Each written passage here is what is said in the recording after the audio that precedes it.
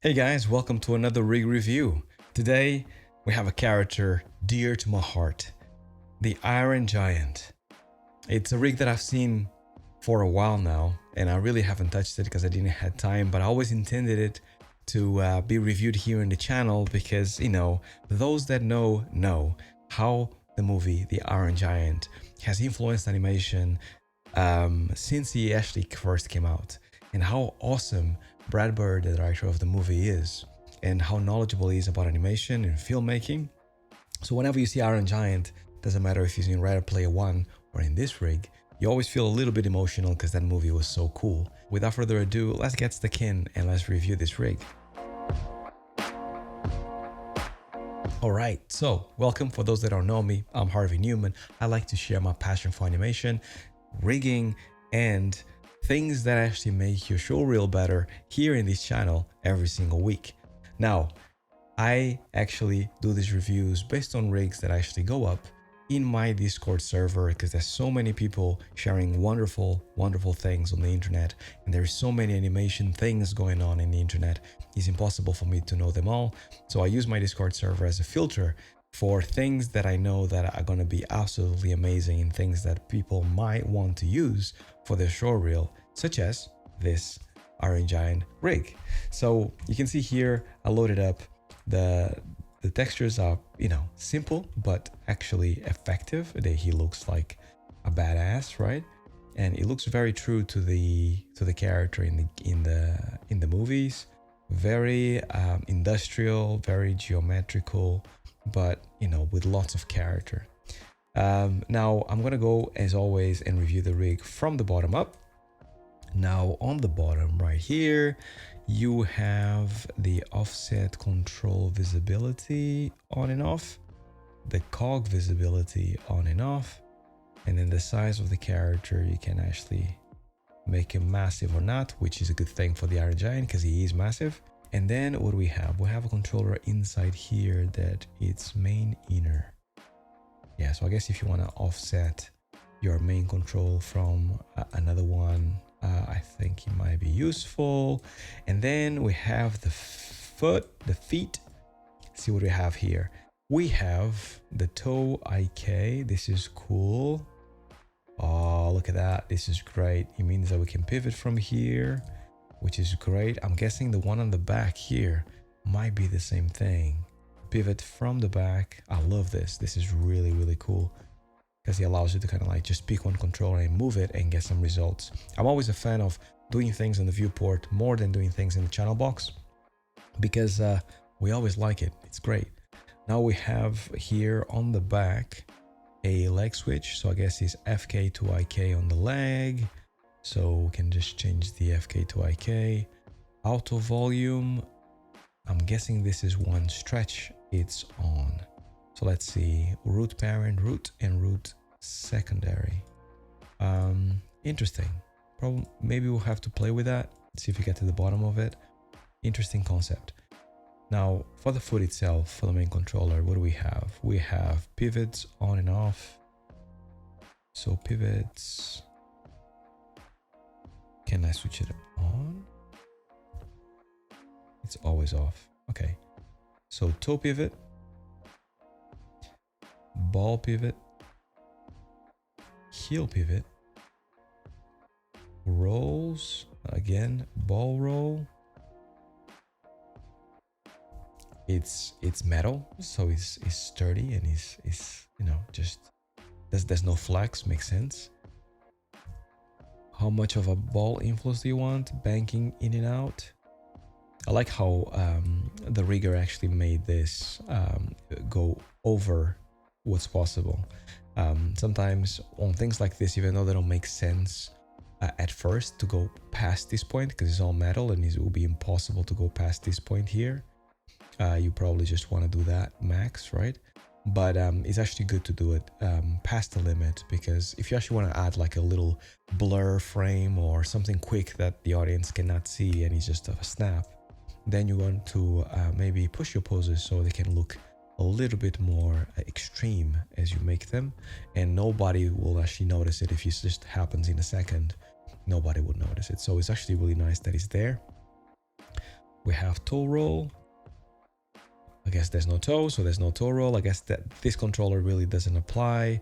We have stretch on and off, so this is interesting. Let's put it on and let's stretch out this leg, see how that looks. Yeah, so the stretch is nice, but it's not really keeping the volume very well. So you can see here that on top, it's kind of going over, but at the same time, I don't think you actually want to stretch this that much. So maybe this is the max that you want to do it. And it keeps the volume nicely at around there. But if you actually want to stretch it even further, then it starts to lose a little bit of its shape, which may or may not be a good thing depending on the type of animation that you want to do. Dampness, softness. This is to make sure that the leg doesn't pop as you are walking, which is nice. Limb scale 1 and 2. So we have like basically getting those limbs to be more squashed or stretched. Okay, nice one. And then knee lock. That is to actually make sure that this controller here is always one-to-one with that leg, which is nice. Limb scale, knee lock. Sub control visibility, it's on. If I switch it to off, then what happens? Yes, so we got the extra controllers. Foot pivot, control visibility, on and off. Oh, this is interesting. We can grab this guy. If you grab this guy here, we can foot pivot. And if you grab this guy here,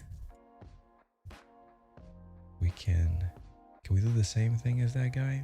Oh, maybe it's just to have visibility over where it pivots from. Instead of actually pivoting from a place that you don't see, at least here you can see the place where it pivots from. So it's really nice.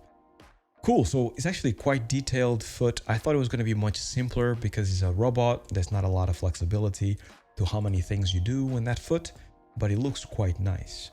Now let's move up to the knees. We have follow, main, ankle, hip, ankle, and hip. So let me see. If you actually follow main, I guess he follows this controller here, which makes sense. I like to have it to follow ankle. And if I put follow ankle, then you should move away with the ankle. But because it's actually the hips is an in between the foot and the hip. So this is nice. I like that. It's actually doing a really good job. I wonder if I actually put it to ankle and hip, because this might give you even better results. Yeah, that actually is more stable. So yeah, that is probably the setting that I would use to make sure that things move along with it. Also makes sense that whenever you move forward, that knee controller, that knee vector follows the character really nicely, which is great. Okay, moving up, let's move on to this main controller. By the way, apologies for the nose. Not feeling so great. Hay fever and allergies. Hate them. Anyways, here, root control, not many options, but is a straight up root control. Looks simple but effective. I wouldn't want it any other way. And then we have this controller here, which is a secondary root. So I guess this is for the hips only. Really nice. And you can rotate it. And you can transform it. Or rotate it in other ways. Can you transform it as well? Yeah, you can. Okay, nice. So that's really nice. Yeah, that follows nicely and gives you a stretch also in the upper body. Yeah, really nice. I like it. This is a really well done. Cool. So now upper body. Let's just see how that looks. So this IK chain, as you guys might have known from other rigs that are reviewed here, sometimes this can be quite complex, too complex. And I'm a big fan of simplistic chains on the upper body for rotation. And this is one of them. It's really simple. It's really nice. Doesn't get in the way of each other in terms of like the three controllers moving around. And when you animate, you want to move them at the same time, at least to block out. And only when you start overlapping them, you should actually move them separately. But I think for me, at least, I like to move them together to get a certain pose. And then I can just like break them down further later on. So this is great. What kind of options do we have? Top translate. Oh, I guess you can translate it as well. Yeah, for squash and stretch. Really nice. Top translate on and off. So If you actually switch that off, it no longer translates. It's a hard plate. Top orient, I guess it's the same thing. So if you actually get this one, then it doesn't follow through. And then follow FK. Yeah, then it definitely like stays solid like a plate. So I'm guessing the rigger, when he was thinking about these three controllers, was thinking about how hard he is in terms of a plate being a robot. So it's really nice how we can actually make it more rigid or less rigid as we go along. Parent orient for auto volume and spine curves. I guess if you switch off these ones, you can start getting less of that squash and stretch as you move it around. That's really nice. And then we have spline curve. What is the spline curve? If I add it to the max, I guess it's how much curvature you get from actually moving this controller from one side to the other. I think that's what it is. Really nice. So it allows you to have more or less flex between the three controllers. Really nice. I like it. Spline micro. These extra controllers for the spine. Now that I can see. Okay. Interesting. Okay, moving on. What do we have? We have the arm. Oh, I guess this is the shoulders controllers, which is nice. So I can immediately see that these controllers here might be very much redundant, mainly because there is no ball joint, there is no nothing connecting this action from moving. However, you could argue that maybe if you actually want this arm to fall off, you can just take this off and put it down. But when it comes to rotates, I don't see that happening. So maybe you actually want him to lose his arm, and then the arm goes and falls on the floor, and then he no longer has an arm. That's really nice. Besides that, I think I'll probably keep it. People rotates away from it, unless you want to rotate it when he falls, maybe. But depends on what you're doing with it. Now, for the arm itself, we have that shoulder controller right here on top. Really nice where it's placed. I don't think you need much more than that. You can rotate it. It's a ball controller, so it's perfect. And then here you have another ball joint, which is nice. Allows you to do things that humans cannot do, such as that. It looks credible. Now we have the wrist here. So the wrist looks a little bit more solid. So let's just see how that would work. I'm not a fan of limitations on rigs, but I think on this one, especially on this bit here, I don't think this looks doable. So I'll probably limit this controller to be able to do this, and then have some kind of like the controller under it to be able to rotate. So one rotates in one axis and the other one rotates on the other, to make sure that this whole mechanism here on the wrist looks more credible. Then we have the hand. So here, this controller, oh, this is only for options. So there's nothing you can do except for selecting this guy. So I'm just going to go and select this guy and then use a curl, spread, and a spread within a spread. I like that a lot. Lean from one side to the other, length the fingers, chin control visible, on and off. Oh, this is interesting. So I guess you can do it by individual fingers. Oh, I like that a lot. This is nice touch, nice touch. Allows you to select individual fingers to do the same thing as this controller, but more granular, which is nice. Length and FK control visibility. So you'll be able to, oh no, it doesn't actually allow you to control it via FK, or did I forget a setting? Okay, but at least it gives you a lot of different options. Let me see here. You have the IK FK switch, which is nice, and it gives you quite a lot of options between selecting the individual fingers. Let me just mask this out. Selecting the individual fingers like this, and then control them individually, or selecting the controllers via here, which also works. I like the flexibility. I also like the fact that the rigger actually has put the controllers above the fingers. Sometimes he's within the fingers and then you have to like search for them within the geo. having them outside of the geo helps animators so much. So really cool. Overall, enjoying the rig. I can see me using it. It's nice. I'm feeling it now. Not a lot of controllers, which is nice. Now going for the head, we have a simple head.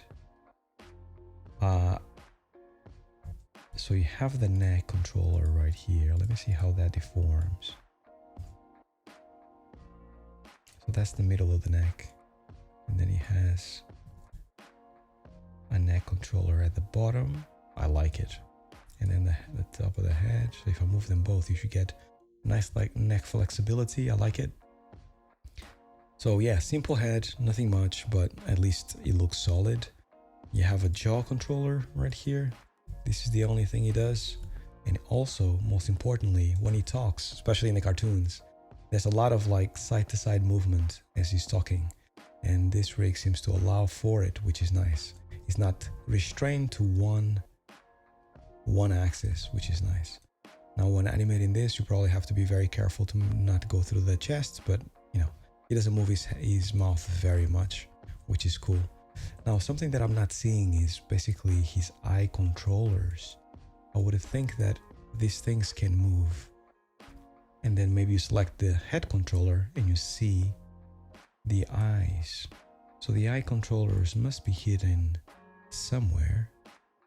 I'm gonna have to ask you guys, looking at this, if you use the rig, then please go ahead and tell me where those eye controllers are. Because I'm pretty sure, given the geo here, there must be a way of you blinking the eyes. Otherwise, the face is gonna be very stiff. But for now, I think I'll leave it. I think we went through most of the stuff.